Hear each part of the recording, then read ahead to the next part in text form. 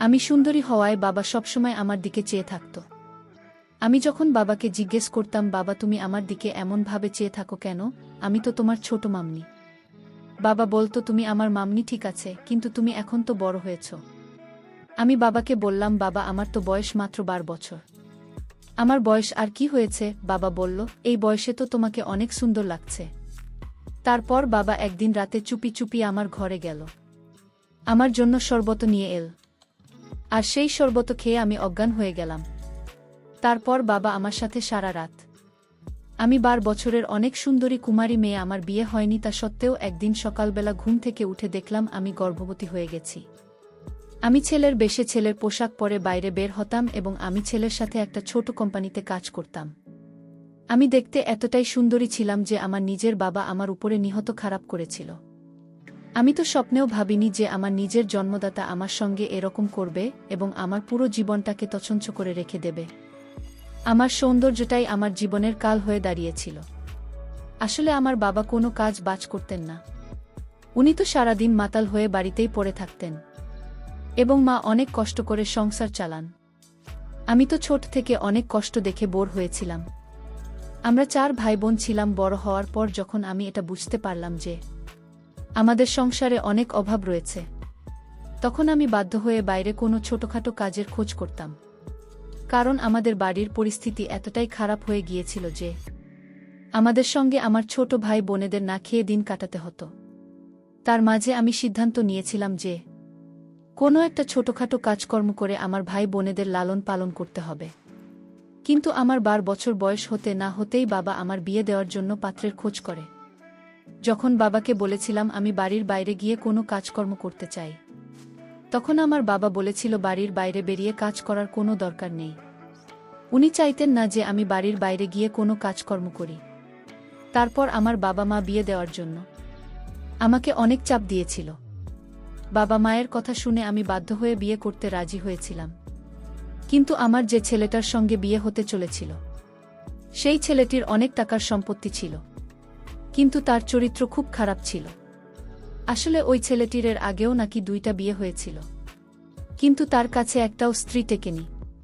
পরে তার সাথে যখন আমার বিয়ে ঠিক হয় তখন জানতে পেরেছিলাম ছেলেটা নাকি আমাকে দিয়ে একটা চায়ের দোকান চালাবে আর মাঝে মাঝে আমাকে দিয়ে অন্য ব্যবসাও চালাবে। এই জন্যই আমাকে বিয়ে করতে চেয়েছিল। আমি যখন ছেলেটির ব্যাপারে জানতে পেরেছিলাম যে সে তো আমাকে বিয়ে করার পরে আমাকে দিয়ে খারাপ কাজ করাবে, তাই আমি এই কথাগুলো বাবা ও মাকে বলেছিলাম। কিন্তু বাবা ও মায়ের কথা শোনার পরে আমার কলিজাটা কেঁপে উঠেছিল। কারণ আমার বাবা মা সব কিছু জানার পরেও আমার বিয়ে ওই চরিত্রহীন ছেলেটির সঙ্গে দিতে চেয়েছিল। কারণ ওই ছেলেটি আমার বাবাকে বলেছিল প্রত্যেক মাসে নাকি তাদের সংসারের খরচ দেবে, এবং টাকার লোভে বাবা মা আমার বিয়ে একটা চরিত্রহীন লোকের সঙ্গে দিতে চেয়েছিল। আমি যখন এই বিয়েতে বাধা দেওয়ার চেষ্টা করেছিলাম, তখন আমার মা পার্সোনালভাবে আমাকে বলেছিল, তুমি কি আমাদের ব্যাপারে ভাবিস না? তোর কি আমাদের উপরে দয়া মায়া নেই? হ্যাঁ, আমরা তো সব কিছু জানার পরেও এই বিয়েতে রাজি আছি। কারণ এই ছেলেটার সঙ্গে তোর বিয়ে হলে আমরা সবাই উদ্ধার হয়ে যাব। আমাদের আর না খেয়ে মরতে হবে না, তো ছোট ছোট ভাই বোনেরা দুমুঠো খাবার পাবে। আর তো কেউ বাইরে গিয়ে কাজ করতে হবে না। মায়ের কথাবার্তা শুনে তো আমি অনেক বেশি আশ্চর্য হয়েছিলাম। কারণ মায়ের কাছেও আমার মান সম্মানের কোনো দাম ছিল না। আমার মা ও নিজেদের স্বার্থের কথা ভেবেছিল। ওদিকে যে ছেলেটার সঙ্গে আমার বিয়ে হওয়ার কথা ছিল, সেই ছেলেটি তো জেনে শুনে আমাকে পছন্দ করেছিল। কারণ আমরা গরিব ছিলাম এবং ছেলেটি খুব ভালোভাবেই জানত আমার বাবা মা বাধ্য হয়ে আমার বিয়ে দিতে রাজি হবেন এবং বিয়ের পরে আমার আর কিছুই করার থাকবে না। ওদিকে ওই ছেলেটির আগে যে মেয়ে দুটির সঙ্গে বিয়ে হয়েছিল, তারা কিন্তু ভালো ঘরের মেয়ে ছিল। তাই তারা ছেলেটির কথায় রাজি হয়নি এবং তারা ওই ছেলেটির সঙ্গে সম্পর্ক ভেঙে বাবার বাড়ি চলে যায়। আমার বাবা মাকে সব কিছু বলার পরেও যখন তারা আমার কোনো কথা শুনতে রাজি হয়নি, তখন আমি বাধ্য হয়ে বাড়ি থেকে পালিয়ে গিয়েছিলাম। কারণ আমি গরিব হলেও আমার কাছে মান সম্মানটা আগে এবং আমি কখনোই নিজেকে বিক্রি করে টাকা ইনকাম করার কথা ভাবিনি। বাড়ি থেকে পালিয়ে যাওয়ার পরে আমি অনেক কষ্ট করে ছোটখাটো কাজ পেয়েছিলাম। সেখানে আমি ছেলের ভেসে যেতাম এবং তখনও কেউ বুঝতে পারেনি যে আমি ছেলে নয়, একজন মেয়ে ছিলাম। তাও আমি এতটাই সুন্দর ছিলাম যে ছেলের ভেসেও যখন আমি রাস্তায় বের হতাম তখন সবাই আমাকে ঘুরে ঘুরে দেখতে। বাড়ি থেকে পালিয়ে যাওয়ার কয়েক মাস বাদে আমি বাবা মায়ের সঙ্গে দেখা করেছিলাম এবং সেখান থেকেও আমার ডিউটিতে যাওয়া আসা করতাম। তার আগে কিন্তু আমি একটা ভাড়া বাড়িতে থাকতাম এবং যে ঘরে আমি ভাড়া থাকতাম সেখানে আমরা 5 জন ছিলাম এবং তারা সবাই ছেলে ছিল। ছেলের মাঝে আমি ছেলের ভেসে থাকতাম। কেউ জানতেও পারেনি যে আমি একজন মেয়ে ছিলাম। আসলে আমি এতটাই সুন্দর ছিলাম যে মেয়ে সেজে বাইরে গিয়ে কোম্পানির কাজ করা আমার জন্য ঠিক ছিল না। তাই আমাকে বাধ্য হয়ে ছেলে সেজে বাড়ির বাইরে বেরিয়ে কাজ করতে হয়েছিল। এর আগে আমি যখন বাড়ি থেকে বেরোতাম তখন কিন্তু বেশিরভাগ লোকে আমাকে অনেক রকম কথা বলতো। আমার সৌন্দর্যটাই জীবনের কাল হয়ে দাঁড়িয়েছিল। এমনকি আমাকে বাড়ি থেকে বেরোতেও ভয় লাগত, কারণ বেশিরভাগ মানুষ এরাই আমাকে খুব খারাপ চোখে দেখত। তখন কিন্তু আমার বাড়ি থেকে বেরোতে খুব ভয় লাগত। তাই আমাকে বাধ্য এসেছে বাড়ি থেকে বেরোতে হতো যাতে কোনো লোকের খারাপ নজর আমার উপরে না পড়ে। তারপর আমি যখন ছেলের সঙ্গে ওই ঘরে ভাড়া থাকতাম তখন কিন্তু ওই ছেলেরাও নিজেদের কাজে সারাদিন ব্যস্ত থাকত। তারা সকালে বাড়ি থেকে বেরিয়ে যেত এবং রাত্রি 10টার সময় বাড়ি ফিরে আসত। তাদের সঙ্গে খুব একটা বেশি কথা হতো না এবং তারা তো আমার দিকে খুব বেশি দিন দেয়নি যে আমি একজন মেয়ে ছিলাম এবং আমি যাদের সঙ্গে ভাড়া থাকতেন তারা কিন্তু নিজের কাজের সঙ্গে মতো রাখত। একজন মেয়ে হয়ে 4টি ছেলের সঙ্গে নিজের ছেলে সেজে থাকা মুখের কথা নয়। এবং মাঝে মধ্যে তো আমার এটা ভেবে খুব ভয় হতো যে তাদের যদি আমার উপর সন্দেহ হয় যে আমি একজন ছেলে নয় মেয়ে, তখন আমার কি হবে। এই 4 জনের মাঝে আকাশ বলে একটা ছেলে ছিল। সে কিন্তু আমাকে খুব ভালোবাসে। সে তো জানতি না যে আমি ছেলে নয়, একজন মেয়ে ছিলাম। আকাশ সময় পেলে আমার সঙ্গে নিজের মনের কথাগুলো শেয়ার করত এবং আমার কিছু অসুবিধা হলে আমাকে সাহায্য করত। বেশ কয়েক মাস হয়ে যাওয়ার পরে আমি যখন নিজের বাড়ি ফিরে গেছিলাম বাবা মায়ের সঙ্গে দেখা করার জন্য এবং তাদের এটা বলার জন্য যে আমি একটা কোম্পানিতে ছোটখাটো কাজ পেয়েছি, তখন বাড়ি যাওয়া মাত্রই আমার বাবা তো আমার দিকে ঘুরেও তাকাননি। এমনকি আমি বাড়ি গিয়ে যখন মায়ের হাতে টাকা দিয়েছিলাম তখন মা এটা দেখে খুব খুশি হয়েছিল যে আমি সৎ পথে টাকা ইনকাম করে তার হাতে টাকা দিয়েছে। কিন্তু বাবা তো আমার সঙ্গে কথাও বলেননি। আমি চেষ্টা করেছিলাম বাবার সঙ্গে কথা বলার, কিন্তু বাবা তো আমার দিকে ঘুরেও তাকাননি। বাবা তখন আমাকে শুনিয়ে আমাকে বলেছিল, তোমার মেয়েকে বলে দাও এরকমভাবে ছেলে সে বাইরে গিয়ে কতদিন কাজ করবে, একদিন না একদিন তো সবাই জানতে পেরে যাবে যে ওর ছেলে এসেছে বাইরে গিয়ে কাজ করছে, আর এমনিতেও বাড়ি থেকে পালিয়ে তো আমাদের মান সম্মান সবকিছু নষ্ট করে দিয়েছে। তাহলে ওর আবার এই বাড়িতে ফিরে আসার কি দরকার ছিল।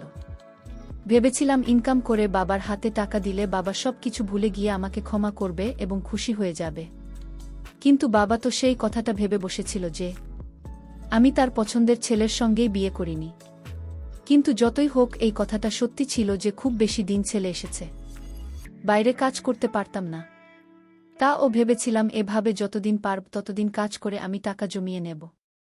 সে দিনের পর থেকে আমি বাড়িতে এসে মায়ের হাতের খাবার খেতাম। আমি ভাড়া চালিত ঘরে থাকতাম। একদিন হঠাৎ করে আমার শরীর খুব খারাপ হয়েছিল ওই সময়, কিন্তু আমার ভাড়ার ঘরে বাকি ছেলেরা ছিল না, এমনকি আকাশ সেদিন ছিল না এবং আমি বুঝে গিয়েছিলাম যে শরীর খারাপ থাকা অবস্থায় কিন্তু আমি নিজের সত্যিটা তাদের থেকে বেশি দিন লুকিয়ে রাখতে পারবো না এবং আমি হয়তো ধরা পড়ে যাবে। এই ভয়ে আমি সেদিন ভাড়া বাড়ি থেকে নিজের বাড়িতে মায়ের কাছে চলে এসেছিলাম এবং ভেবেছিলাম সুস্থ হওয়ার পরে আবার ভাড়া বাড়িতে চলে যাব। কারণ এই বাড়িতে যখন আমি ফিরে এসেছিলাম তখন থেকে কিন্তু বাবা আমাকে একদমই সহ্য করতে পারত না। সবসময় আমাকে দেখে বিড়বিড় করত এবং একটাই কথা বলতো, কতদিন নিজেকে এভাবে ছেলে সাজিয়ে বাইরে কাজ করবি। বাবার এই ধরনের কথাগুলো আমার মনে খুব আঘাত দিত। তা আমি সহ্য করে নিতাম। সে দিনের পর থেকে জানি না কেন আমার শরীর প্রত্যেক দিন খারাপ থাকত। আমি অসুস্থ হয়ে পড়েছিলাম। তাই ওই ভাড়া বাড়ি ছেড়ে নিজের বাবা মায়ের বাড়িতে সিট হয়েছিলাম। যখন থেকে বাবার বাড়িতে থাকা শুরু করেছিলাম তখন থেকে কিন্তু মা আমার খাওয়া দাওয়ার আরও বেশি খেয়াল রাখত। আসলে মা খুব ভালোভাবেই জানত আমি খুব কষ্ট করে টাকা ইনকাম করে সংসারে খরচ করতাম এবং সেই টাকা আমি মায়ের হাতে তুলে দিতাম। তাই মা আমাকে সবসময় একটা কথা বলতো, এত কষ্ট করে বাইরে গিয়ে টাকা ইনকাম করছিস, নিজের সব আশা ও স্বপ্ন সব কিছু ত্যাগ করে আমাদের কথা ভেবে আসছি, মনে সাহস করে ছেলে সেজে বাইরে গিয়ে কাজ করিস। তাই তুই নিজের শরীরের বিশেষ খেয়াল রাখি, খাওয়া দাওয়া ঠিকঠাক করবি। শুধু তাই নয়, আমি যেহেতু বাজার করার সময় পেতাম না, তাই মা নিজে বাজার থেকে প্রত্যেক দিন আমার জন্য ফলমূল কিনে নিয়ে আসব, যাতে আমার শরীরের বিশেষ খেয়াল রাখতে পারে। ওদিকে যখনই আমি ডিউটি করে বাড়ি ফিরে আসতাম, তখনই আমার বাবা বলতো, ওর জন্য আমাদের কত বদনামি হয়েছে। তুই যখন এই বাড়ি ছেড়ে চলে গেছিস তখন পাড়ার লোকে কত কথা বলেছে যে তুই নাকি কোনো ছেলের সঙ্গে পালিয়ে গেছিস। তোর কি দরকার ছিল ছেলে সে যে বাইরে কাজ করার? তুই তো ওই ছেলেটার সঙ্গে বিয়ে করতে পারতিস। তার সঙ্গে বিয়ে করলে আজ তোকে বাইরে গিয়ে ছেলে সেজে কাজ করতে হতো না। আমি অনেক চেষ্টা করেছিলাম বাবাকে এটা বোঝানোর, চেয়ে আমাকে দিয়ে ব্যবসা করার থেকে সৎপথে কম টাকা ইনকাম করা অনেক ভালো। কিন্তু আমার বাবা তো এত স্বার্থপর মানুষ ছিল যে সবসময় নিজের কথাটাই ভাবছ। এদিকে জানি না কেন বাড়িতে এসে খাবার খাওয়ার পরে কিন্তু আমার শরীর খুব খারাপ করত। দিন দিন আমার শরীর এত খারাপ হতে শুরু করেছিল যে বাধ্য হয়ে আমাকে ডাক্তারের কাছে যাওয়ার কথা ভাবতে হয়েছিল। প্রথমে যখন আমার শরীর খারাপ করত তখন ভেবেছিলাম কিছুদিনের মধ্যে নিজে থেকে সব কিছু ঠিক হয়ে যাবে। কিন্তু দিন দিন আমার শরীর এতটাই খারাপ হতে শুরু হয় যে কোনো খাবার খাওয়ার পরে আমার বমি হয়ে যেত এবং খাবার খাওয়ার পরে মনে হতো আমার পেটের ভিতর জ্বালা করছে। ওদিকে আকাশ ফোন করে জিজ্ঞেস করেছিল আমি কেন হঠাৎ করে ভাড়া বাড়ি ছেড়ে দিয়েছি। আমি তখন আকাশকে বলেছিলাম যে আমি একটু অসুস্থ আছি, সুস্থ হওয়ার পরে আবার ভাড়া বাড়িতে যাব আকাশ। কিন্তু তখনও জানত না যে আমি ছেলে একটা মেয়ে। আকাশকে যখন বলেছিলাম যে আমার শরীর একটু খারাপ আছে, তখন সে কিন্তু প্রত্যেক দিন আমাকে ফোন করে আমার কথা জিজ্ঞেস করত। সেদিন আমি আকাশকে বলেছিলাম যে প্রত্যেক দিন খাবার খাওয়ার পরে কিন্তু আমার শরীর আরও বেশি খারাপ করতে শুরু করে, এমনকি আমার গলা ও পেটের ভিতর জ্বালা করে। আকাশ তখন বলেছিল আমি যাতে কোনো ভালো ডাক্তার দেখাই। এই কথাগুলো আমি কিন্তু মাকে বলিনি যে ভেতর ভেতর আমার শরীর খুব খারাপ আছে।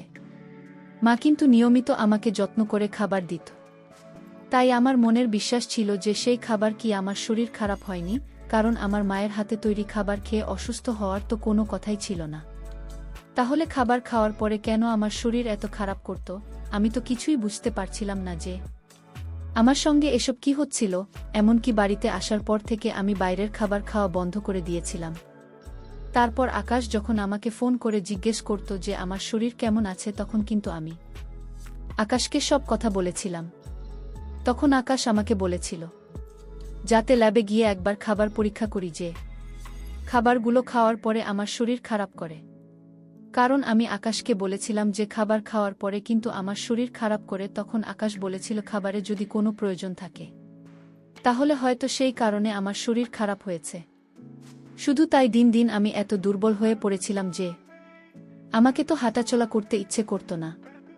মনে হতো যেন সারাদিন বিছানায় শুয়ে থাকি না পেরে। আমি যখন ডাক্তারের কাছে গিয়েছিলাম চেক আপ করতে, তখন ডাক্তার আমাকে যা বলেছিল সেটা শুনে তো আমার পায়ের আমি চোখে ঝাপসা দেখতে পেলাম। কারণ ডাক্তার বলেছিল আমার পুরো শরীর বিষাক্ত হয়ে গেছে। আমি এমন কিছু খাবার খাচ্ছিলাম যেটার মাধ্যমে আমার শরীরে বিষ ছড়িয়ে গিয়েছিল। তারপর আকাশের কথা মতো আমি যখন ল্যাবে বাড়ির সমস্ত খাবার দাবার পরীক্ষা করার জন্য দিয়েছিলাম, তখন কিন্তু কিছুই ধরা পড়েনি, সবকিছু নরমাল ছিল।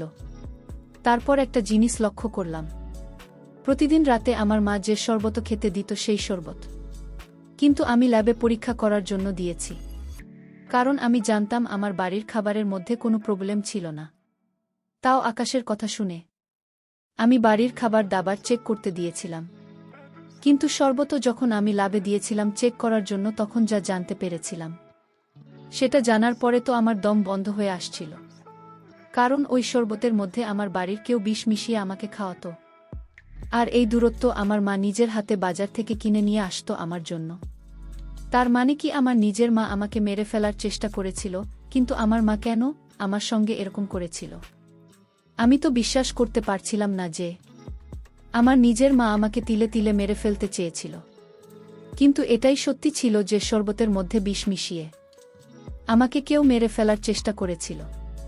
সবকিছু শোনার পরে আমি যখন বাড়ি যাই তখন নিজের রাগ সামলাতে না পেরে মাকে বলেছিলাম যে সেখানে শরবতের মধ্যে আমাকে বিষ মিশিয়ে খাওয়াচ্ছে এবং আমাকে কেন মেরে ফেলার চেষ্টা করেছে। আমার মা তো অনেক বেশি আশ্চর্য হয়ে আমার দিকে তাকিয়ে বলেছিল, এটা কি ধরনের কথা বলছিস? তুই আমার মেয়ে, আমি কেন তোকে মেরে ফেলব? আমার মা তো স্বীকার করতে রাজি ছিল না যে শরবত এর মধ্যে সে আমাকে বিষিয়ে দেয়। এদিকে আমি নিজেই বুঝতে পারছিলাম না যে আমি কিভাবে জানতে পারবে যে কি আমাকে মেরে ফেলতে চাইছে।